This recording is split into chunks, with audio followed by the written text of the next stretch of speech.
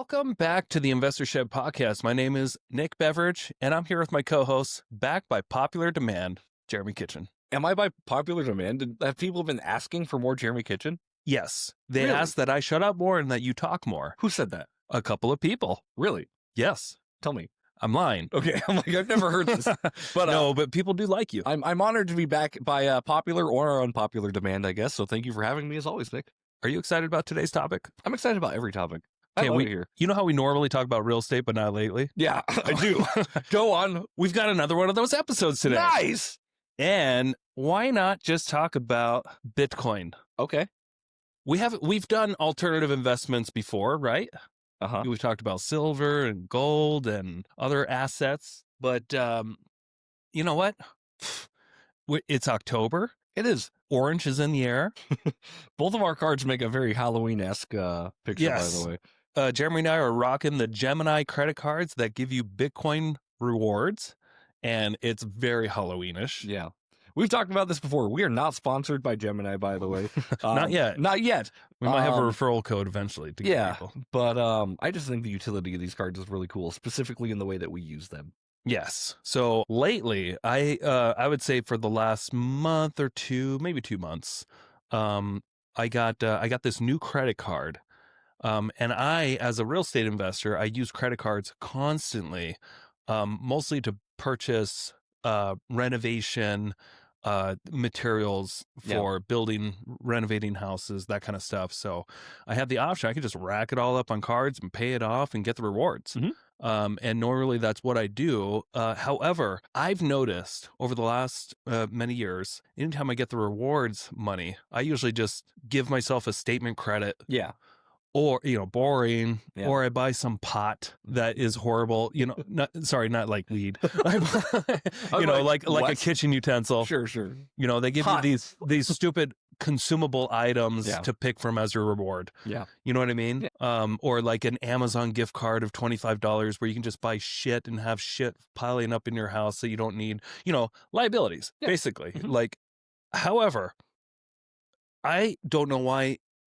I'm glad I'm doing it now because I know I have a long life pending not getting killed by vehicles. Pending some disaster that happens and strikes you down. I know I have a long life ahead of me of using cards on a daily basis, purchasing fuel and, food and whatever. I'm always using my cards, especially for business. Why not those little rewards that do add up? Why not it just invest into an asset that's appreciating that I don't touch? And there's an asterisk right by appreciating, by the way. Appreciating. Yeah, it is appreciating. Well, so Bitcoin, for instance, if you were to look at the last, since it's been in existence, it's appreciated on average about 70% a year. Holy moly. Some years are negative. Sure. Some years are 200%. Right. But on average, 70%. 70% a year. Crazy. Do you know what the U.S. dollar has? And so if you're not getting those rewards and just holding on to them, most of the rewards I get are U.S. dollar based. Yep. Here's a statement credit of $200 that took you a year to earn. Right. It's usually not that bad. $55 back on your statement. Yeah, cool. Yeah, here's a little bit of a credit of a depreciating asset, the U.S. dollar, that loses value every year due to inflation because of the way the economic system works. Yep. They just print every time they need more money. They just print it, more of it, supply and demand. The more you have, I could just do that. I wish I could just print more money on demand.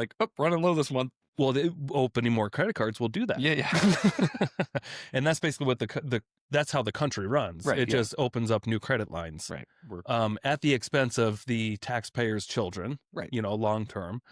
But they don't care. They're politics. Right. They're politicians that just do not care about our future as much as we'd probably hope. Right. And most of the U.S. taxpayers, they don't care either. They don't understand what's going on. Most people do not care. Right. Unfortunately, there are some people out there that really do understand what's going on, really do care, but there's not much you can do about it. Yeah. Other than play the game of, we live in a fiat currency world. And as soon as we get our exchange, our US dollar exchange, we can exchange it for an asset or a liability, whatever we want, or we can just sit on it as it erodes in value. It's true. Those are basically your only three choices. Yeah. So I love the idea of just having, so I get rewards anywhere from 1 to 4% of whatever I spend. Mhm. Um, Automatically this card purchases Bitcoin and puts it into a separate account for me. Yep. The moment I swipe the card, pretty Yeah. much. That's what I love about this card in particular. It's the moment you swipe and the moment the transaction clears, the reward goes into your account. It's not Yeah. like you don't have to wait for your statement to be like, okay, how much did you spend this month? And then it has to actually be active on your statement in order to get it. No, you just swipe and it goes in. Yeah. It's instantaneous. And what I love about this is that, traditionally when you're an investor or if you're trying to save for retirement, Yeah. you have to purposely, most of the time, take money out of your account Mhm. and put it into something else. Yep. This just does it automatically by you spending like a madman. Yeah. The interest that you'll pay does not outweigh the reward. That is 1000% correct. So don't go crazy and rack up, $15,000 worth of junk and then not pay it off and have this revolving balance, because immediately the reward will not outweigh the actual cost. Within a month or two, you've already gone negative on what you're paying Yeah. for interest. So, But did you know, I'm sure you know, not everybody knows this out there. With credit cards, Mhm. you don't get charged interest unless you have a revolving balance that goes into the next month. Yep. So you can rack up $15,000 worth of stuff Mhm. if you have a credit card like what I have here. Yeah. And then when you get your bill in the mail, your statement, it says, here's your minimum balance due. Mhm. Here's your minimum payment, $130 or whatever it is, $200. Or here's the option to just pay it off. I racked up $7,000. Yeah. You just pay it off. If you pay it off, you pay no interest. Yep. Now, how does a credit card company still make money, Jeremy, if you're doing that? They just off that. I mean, they don't really make money off you. They make money off everybody else. They make money every time you run the card because the merchant pays a fee. That's right. However, Mhm. they do make most of their money Right. counting on most people's habits that they're not going to pay off this card. Right. The reason why you have a credit card and the reason why the system works is because American finances are set in a way that we like to delay pay things and we like to push things. We like to kind of push the puck forward a little bit. They bank on that, and they bank on that hard, and you will pay very hard interest on any kind of credit card you have that's not in your introductory period. So I will say you got to do this with caution and a little bit of strategic. You can't just be using credit cards willy-nilly if you're not prepared to pay them off in full. Yeah. Every month. Mhm. If you don't pay it off in full every month, everything you just did doesn't really matter. Yeah. Because now you're going to probably pay up to 20% interest is not uncommon. I've seen So higher. if you- I've seen higher. I have higher. Now it is on an annual basis, so it's not like, if you rack up 10 grand, you're going to owe $2,000 worth of interest that next month. Right. It's based off an annual basis. So like if you just left 10 grand on there for a year, Mhm. then you would owe approximately $2,000 in interest. Right. If you only let it go 1 month, it's like, what's $2,000 Mhm. divided by 12. Yeah. And that's the amount of interest that you owe for that month. Right. Does that make sense? Mhm. Yeah. Not everybody understands this. Right. And I wish schools and stuff did a better job of explaining how interest works and how, when you make mortgage payments or car payments or credit card payments, how does it actually work and how can you make it work in your benefit? Because we definitely try to make it work in our benefit where we pay these cards off every month. Yeah. Unless it's like for a fix and flip. I Right. might let it go for 3 months. Sure. I don't care because I know that the reward of the house flip is going to outweigh the interest that I'll pay on that. Right. And then, But if I'm just, sorry to interrupt, Yeah, one more thing. yeah. But if I'm just using this for my everyday purchases, which is what I've been doing, I do pay it off every month sure. because I know I'm not going to pay interest on liabilities. That's not what I want to do. And speaking of like your house flips and stuff, like, yeah, it makes sense that you let this thing ride for 2 to 4 months, right, while your house flip's getting done. That's not like a charge that you wouldn't be expecting anyway, though, because you're going to use a different credit card, or you're going to use a hard money lender, or you're going to use a private money lender. You're going to be paying interest. You're going going to to be paying interest anyway. Yeah, most of the time, like unless you got your finances in a real straight arrow, you're going to be paying interest on some things with a flip. Right. And what I love about credit cards is that you only have to ask for permission once. Yes. And then you can use it again and again. You can pay it off. You can use it.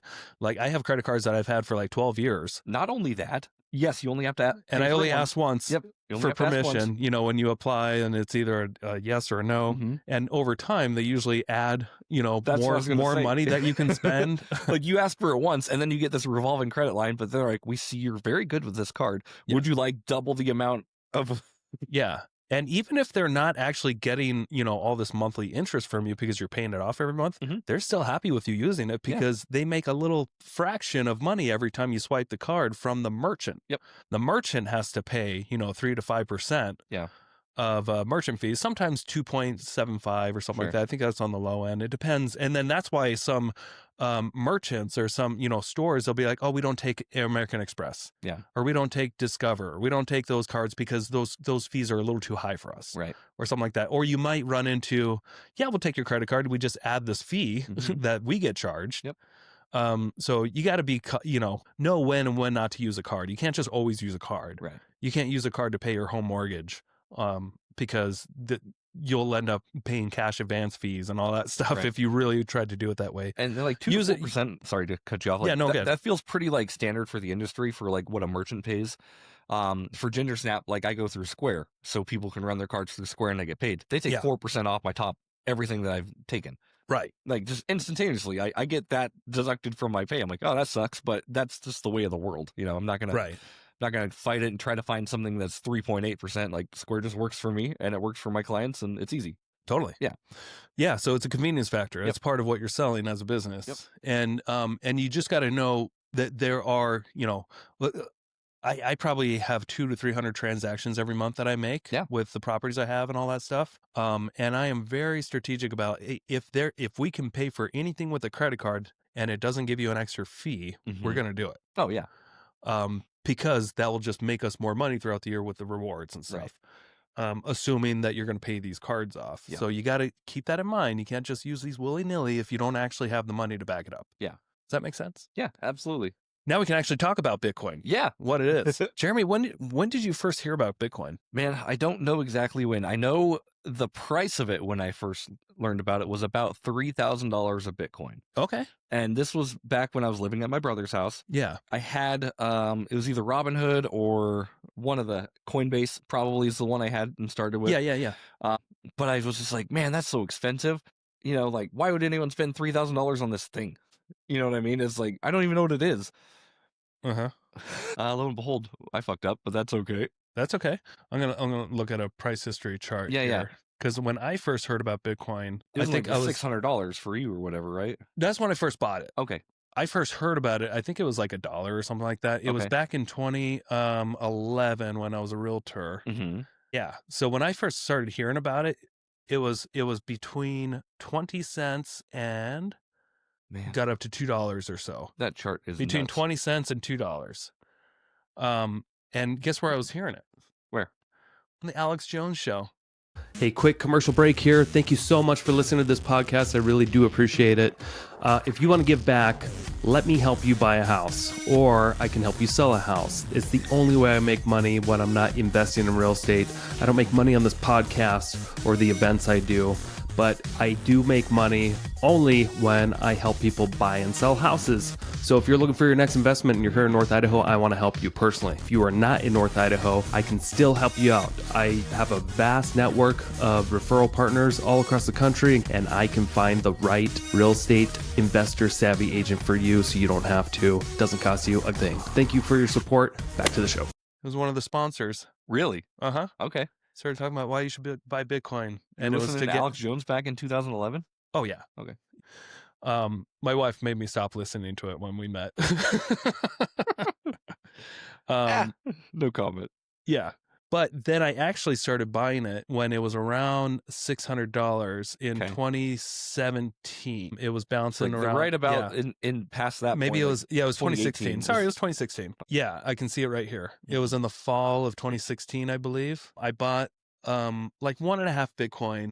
So I spent like $1,200, and I remember like basically doubling my money. Yeah. Because it shot up in not very much time. Yeah. To around somewhere in here. Sure. $1,200 or so. Anyway, doubled my money, got out of it. Yeah. And I remember the change.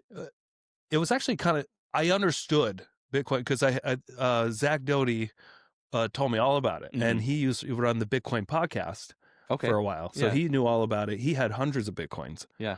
And he told me all about his story and what got him interested, and just explained the economy to me, Mhm. basically how our US dollar worked. And I was like, not news to me, dude. Like, I'm right. Like, I understand this too. I'm Yeah, like, I yeah. know it's we live in a fiat currency Sure. world, and totally get it. The more that they print, the less it's worth. And he's like, so with Bitcoin, there's only like 20, and I can't remember, 21, there's either 21 or $22 million, or 21 to 22 million Bitcoin out Okay. there. Yeah. And half of it at the time was not mined yet. And I did not really understand the mining process, Mhm.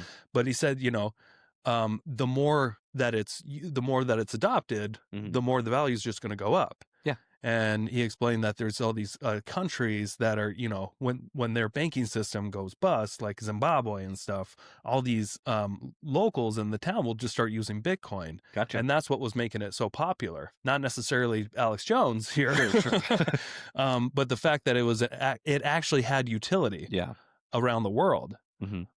Now I might be paraphrasing a lot of this stuff, but Sure. he was explaining to me that, like, this thing will only grow. Right. It won't, like, it will have its swings because Sure. it's crypto, and there's, panic selling and buying and stuff. But Mhm. he's like, but people that use it believe in it, and they'll just hold it. Yeah. Most people. He said the only thing that would probably, make it go away would be the U.S. government, like, banning it or something like that. Right. And I think I remember China trying to ban it. Yeah. And that's why I was just a little skittish. Sure. I'm like, I don't think I want much of my money tied up in something that could be banned by the governments. Right. And it just, in my head, I was always kind of shut down after that. Like, That's the reason why it was volatile, by the way, because of all these potential bans, and there was no utility back then. I mean, there was a little bit, but like, those are the reasons why, like, you hear like volatile, because it could just go away. Yes. So Bitcoin, for those that still don't know what it is, it's fake internet money. Checks. That people have started using, which makes it not fake anymore because people are actually using it. But it was just invented, a non-hackable way to have it, encrypted funds online that aren't tied to or backed by gold or anything like that. It's just called Bitcoin. Yeah. And and it's very, very safe, but kind of hard. Mm-hmm. You can basically there has all these features, where there's not one particular company that runs it. It's just a thing that's out there on the internet. Yeah. And you can store it on the cloud, Mm-hmm. or you can store it on a hard drive. Yeah. And it takes these keys, which I can't remember how long. They're 20-something characters. Yeah, I've got keys saved on my thing. It's just a bunch of weird words all put together. Bunch of big passwords and other forms. Like, there's phrases that you can invent or create, where you can unlock your value of Bitcoin anywhere. So you just got to kind of keep it in your head, or written down somewhere. And to me, still at that time, I just figured that was so unsafe. Sure. And I hated it. It's like the most safe thing, though. Because, right. But there are a lot of people that you hear of that would lose it. Yeah. And even Zach himself, I remember he said he wrote down a bunch of, he had crypto written down on a paper, and he lost the paper somewhere. Yeah. And he had like hundreds of thousands of dollars worth of this crypto. It wasn't necessarily Bitcoin, but it all functioned the same. Yeah, yeah. It's cryptocurrency, is like the industry, and Bitcoin is like the player of crypto. Think of shoes. Like, Nike is the Bitcoin to what Bitcoin is. Yes. Yeah, yeah. It's the high shoes. It's the big name in it, basically. Yeah. And it's considered the most safe, and one that has the most utility. Yeah. For just simply exchanging the value. It's considered the gold of internet. Yeah. So yeah, something that it took me a while to get back into it. Do we care about like blockchain and what the actual blockchain is and how it's actually mined? Is that something that people care about? Because, like, I think you explain it? Because I'm not good at it. Not very well. So my understanding of like what mining is, I've done like a little bit of it. I have this free app on my phone that mines Pi, which is kind of fun. But basically, it's basically your computing power of your computer. It's trying to process problems and solve solutions, if I'm not wrong, correct? So like, once you solve a solution that the internet comes up with a problem with, that's when you unlock that piece of Bitcoin. So that's what mining is. You're basically just running solutions through your computer's Yeah, RAM. and it takes a lot of data processing. Yeah. It takes a lot of power, like actual like utility power from the power company to power these computers to mine little bits of Bitcoin that are still left. Now, it's not mining new Bitcoin. It's just mining what's left that hasn't been unlocked yet. Yep. Has it all been mined? No. But I know the more that people mine, the less the value is every time you mine, right? Yeah. So like in the beginning, players were like getting a lot of fucking Bitcoin when they were mining. Yep, at the beginning. Yeah. And then that number just like, it's never going to go to zero from my understanding, but it will just continue to get smaller and smaller piece every single time. Yeah, the way it was set up was pretty brilliant. Yeah. And very foolproof. And that's why, I mean, it has a history of being involved in criminal activity, right? Because it's an easy, it's a very safe. Well, I don't know about safe. It's a safe way to transfer money without people really knowing who's the owner. A paper trail, yeah. But it does leave a paper trail. So Bitcoin is actually more transparent than like the US dollar. Right. Yeah. Because everybody can see what's happened. Yeah. Everybody's wallet is basically open for people to see. You just can't touch without the keys. Right. If that makes sense. Yeah. So it's a very, and it runs on a peer-to-peer network. Yep. Kind of like when you were maybe downloading free internet or free music from the internet back in the day. Yeah. Like torrents and stuff. Yeah. Right? Okay. It kind of works the same way. Sure. From what I understand. Yeah. But that's not the point of this. Right. The point is you don't have to understand how Bitcoin works to invest in it. Right.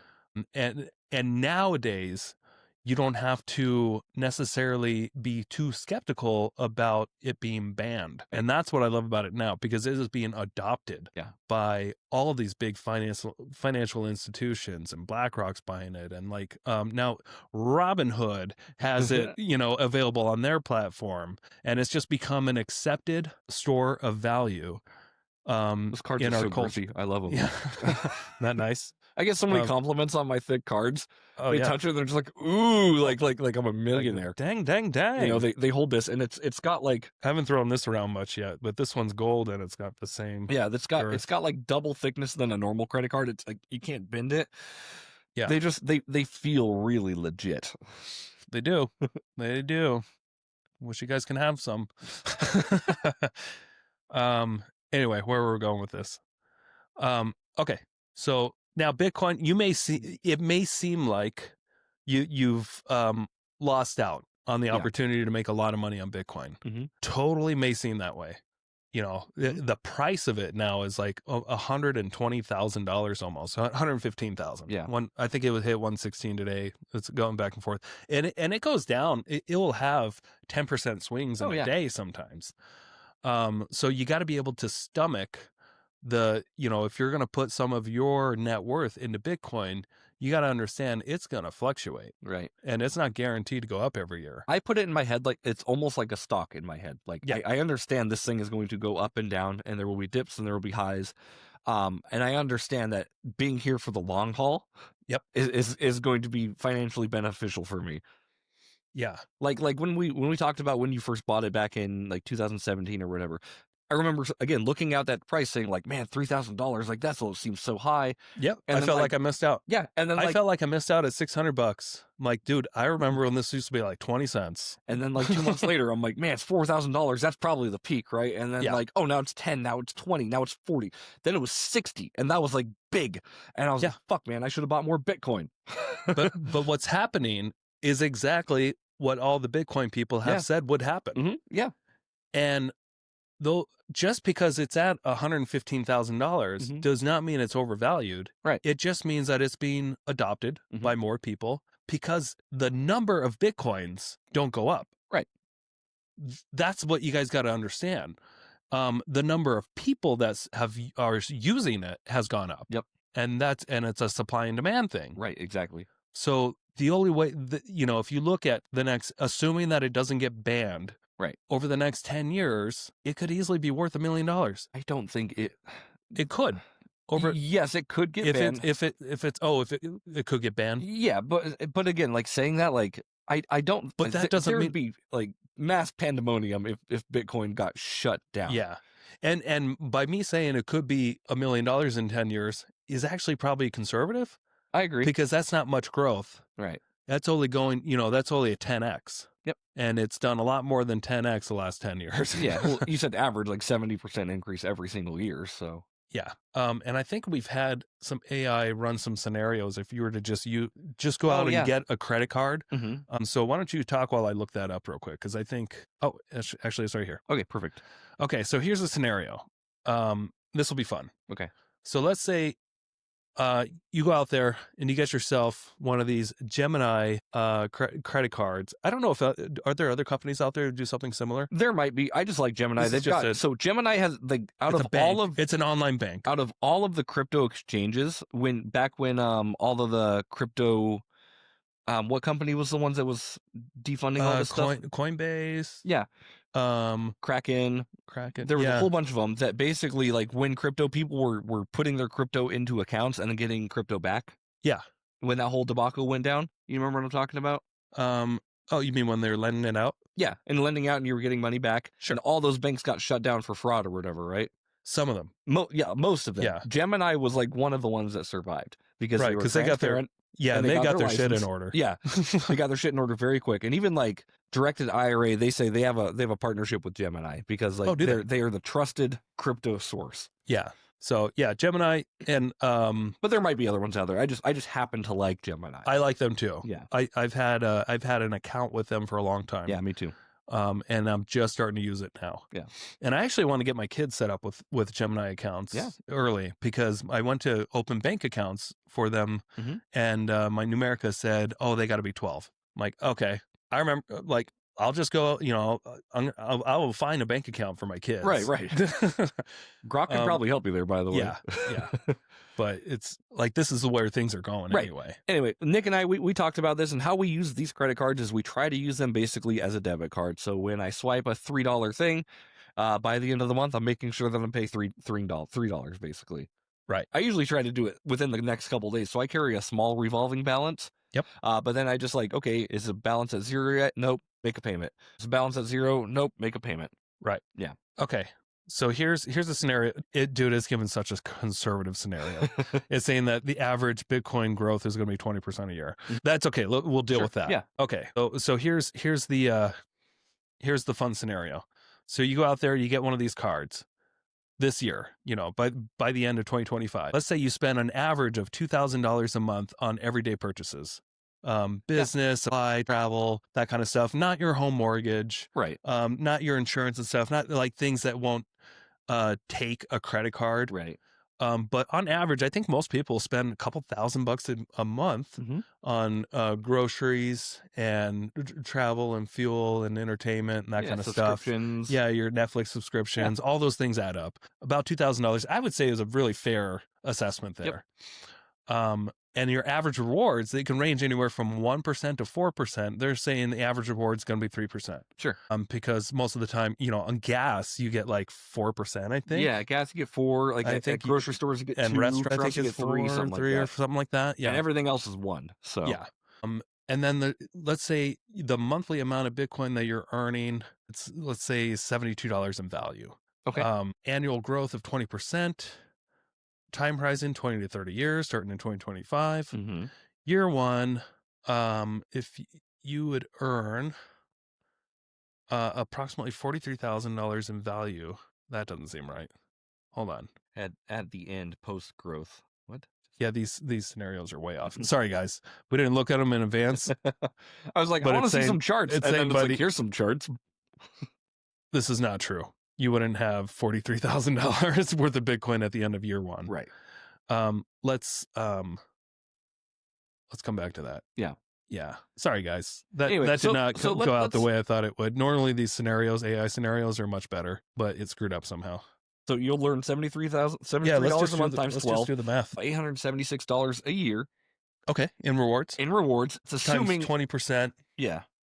So, and if it goes up by 20% a year, you're looking at 175 growth plus that 825, about $1,000 a year, basically. Let's do more. Let's do it half of what it was. So it's been 70% for the last decade. Let's do 35% growth percent. Point being, though, and while Nick's pulling this up, basically, like any account that has that has growth potential, right? So the sooner you put it in, the sooner it can get to work, and the sooner it can get to work, the sooner it can start multiplying itself. Yeah. And the real magic's going to be, not within the first few years, No. but after, year 20 to 30 is going to should be pretty big. Right. Assuming you have 20 to 30 years of life left in you guys. I don't know how old you are when you're listening to this. Yeah. But that I would assume that would be most of you. Okay. So over 20 years, it's estimating that you'd have approximately almost $2 million worth of rewards. Wow. Just doing that, spending $2,000 a month, getting the $72 a month hypothetical in over 30 years, almost 21 million. Mm-hmm. Pretty crazy. You know what's crazy about it too? So like obviously like these rewards are tied to what purchase you did. So once your purchase goes up, or once the price of Bitcoin keeps going up, like these rewards are just going to start almost compounding on themselves. Well, that's the point. Yeah. Compounding at a huge rate. Right. So yeah, you're not making more. You're not making more Bitcoin, but the price of your Bitcoin is going to be going up, hypothetically, of course. Yeah. So basically, what we just did in this scenario was we assumed that Bitcoin will continue to go up as it gets adopted, because most people in the world are not using Bitcoin. Right. But over the next, few decades, I think most will have it like gold. Yeah. Some sort of small portion of their wealth. Sure. So we're assuming that it's only growing half of what it has been the last decade. Okay. Even though it might grow more. Sure. But that's still not a bad idea. I mean, I can imagine that will pay better than kitchen utensils. Right. Over time with your credit card rewards. That is very true. And it's all about just doing proper spending habits of only buying stuff that you can pay off. Right. That's what I'm saying. Using it like a debit card is what I use it like a about debit card, but just have the strength to know what's left. Yeah. And what you can actually pay off at the end of each month. So you are taking a risk by doing this. This is not going to be easy for everybody. Nope. So don't just jump into this if you have bad spending habits. Right. And you can't afford to pay off your card every month. And Nick and I have both been in this situation before where we've been maxed out on our credit cards every single month. Like we used to live like that. You know what I mean? And it did not pay, and we did not become wealthy that way. No. I remember like even like when I carry like a small minimum balance on my credit cards, I'm paying like an extra like $400 a month just to have these cards. Mm-hmm. And that's when I paid off all my credit cards. Yeah. You don't need that. Homie don't need that. Yeah. Homie don't need that. So I hope this was helpful. Bitcoin is I'm much more confident in it these days than just a few years ago. Right. That even a year ago, I think I did not have as much confidence because there hasn't been as much mass adoption. Right. By big legitimate financial institutions. Right. I also think if it was going to be banned, it would have been banned a long time ago. Right. Like before these big companies started investing in it and doing these things, because now like they are going to fight back with us. Right. And this could be there's a lot of theories out there online saying even Russia has a theory that the US is going to start exchanging gold reserves for Bitcoin to get out of the $36 trillion debt problem. Sure. Over time, which if Russia's concerned about it, they probably have some intel. If we need more gold, we should just go to different planets. That's That's very true. We play No Man's Sky. So gold, so true. Yeah. So I believe we will have the ability to travel to Mars and asteroids and mine, which makes all of a sudden gold not as scarce as what we can find on this planet. If we can go out and collect more gold, but you can't go out to other planets to collect more Bitcoin.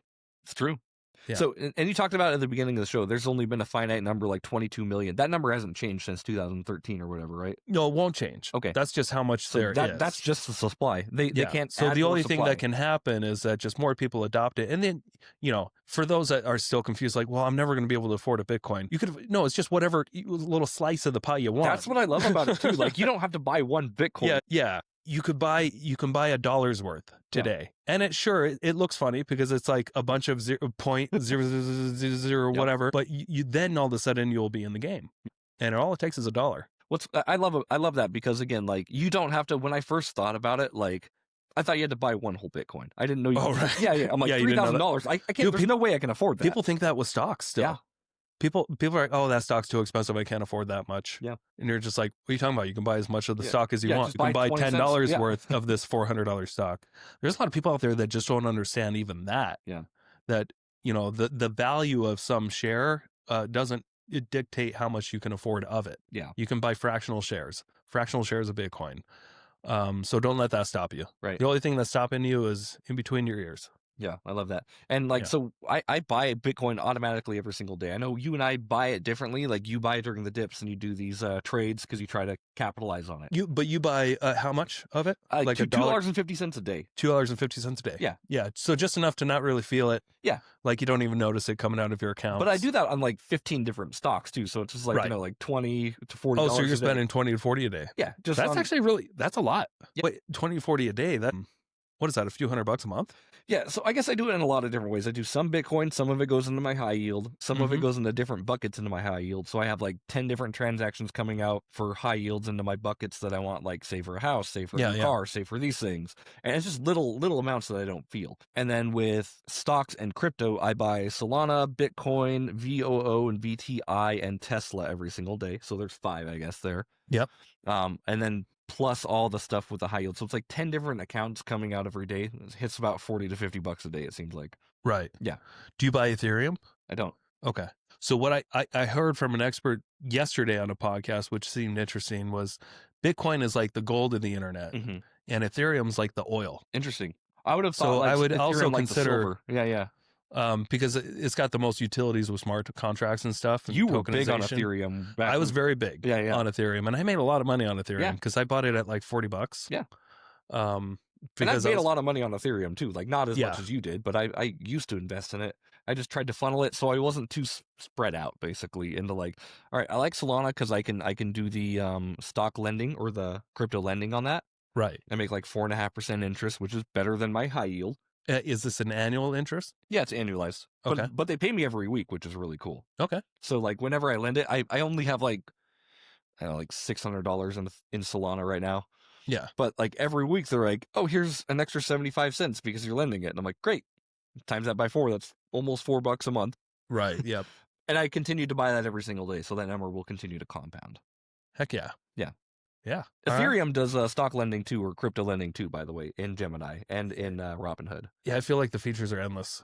Yeah. With your But you get less APY on Ethereum than you do Solana. Now Solana, as utility wise, can it do just as much as Ethereum? I don't know.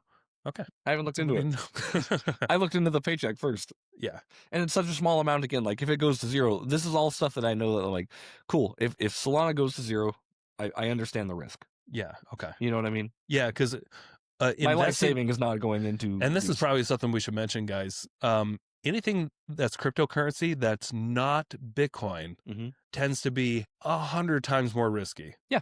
So just be careful that don't just jump into every type of Bitcoin or every type of cryptocurrency thinking that it's also going to go up on a regular basis. I have like 23 million SHIB.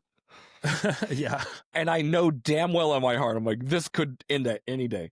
Yeah, I got rid of that just because I was so sick of the notifications from Robinhood every like a couple times a day every time I moved. You can turn your notifications on. I know. I just thought it was so annoying. I thought it was fun to have just 23 million or something. So I bought Bonk. I got tired of it, so I bought something else that was more dumb. Yeah. Meme stock is all. One meme crypto is all I do, and that's the SHIB.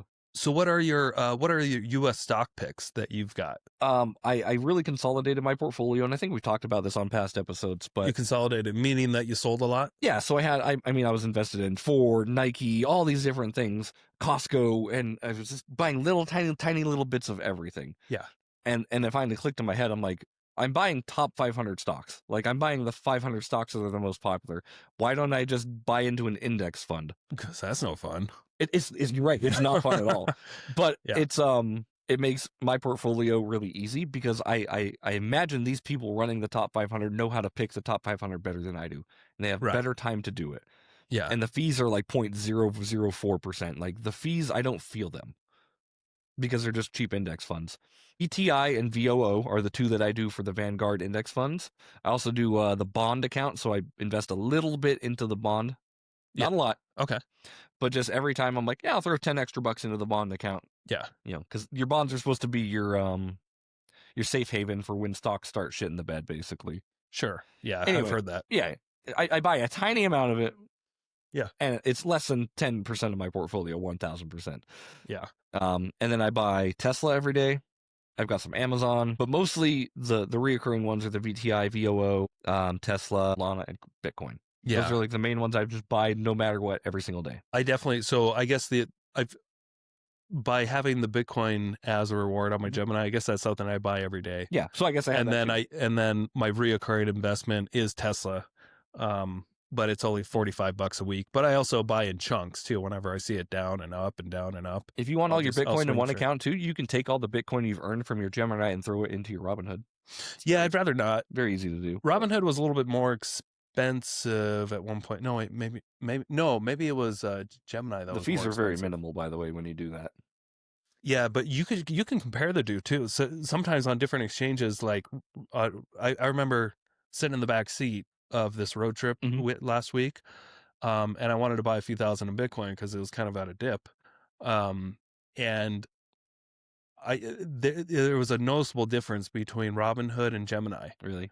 And it was by like $1,500 difference. One was going for like 108 and the other one was like 1095 or something like that. Okay. So you got to compare them too, because not on every exchange they may not be the exact same price. Right.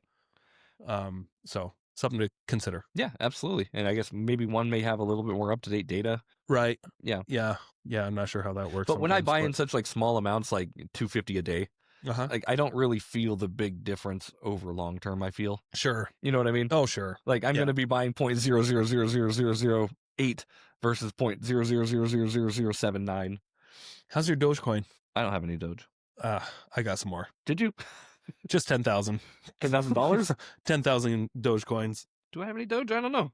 I have it. I bought it when it hit. So that's when I like to swing trade. Okay. I bought it when it was at 19. No Doge. I sold my Doge. 19 cents, and I have a sell order for when it hits. Let's see, what was it? 26 cents. 26.3. So as soon as it hits 26 cents, it will sell. Cool. Yeah, that's what I like to do. I like to swing trade down instead of day trade. Yeah, so much better on my soul. Yeah. Okay. Yeah. That's why I try not to day trade. I just like kind of set it and forget it with this stock stuff. Day trading will consume you. Yeah. I don't want it to consume me. Because I know we have similar personalities when it comes to this kind of stuff. Yeah. And that's specifically why I don't do that. Like I set it and forget it so I don't have to think about it. Because if I did, I would be like you and be like, I wonder what my Bitcoin is. What is it? I wonder what it's doing this hour. Yeah. Yeah. All right, guys. Well, hopefully that was enlightful. Yeah. A little bit helpful. Don't forget to probably dump your NVIDIA stock. It's at all-time highs, and I think it's kind of washed away now. I think it might be slightly overvalued. Yeah. But this is not financial advice. This is just me talking out loud, entertainment purposes, giving my opinion. So I still have 15 shares. I'm gonna dump at some point today. Cool. I think it's up almost 3% today. Yeah. Wow. All right, everybody. Hope you enjoyed this ramble today. Yeah. Thanks for sticking with us as always. Yeah. Yeah. If you have any topics, any ideas you guys want us to talk about, if you want us to just get back on real estate, we will eventually. Yeah, we'll talk about real estate too. Just let us know. But I think investing is just, it's an all-encompassing thing. You know what I mean? Like, yeah.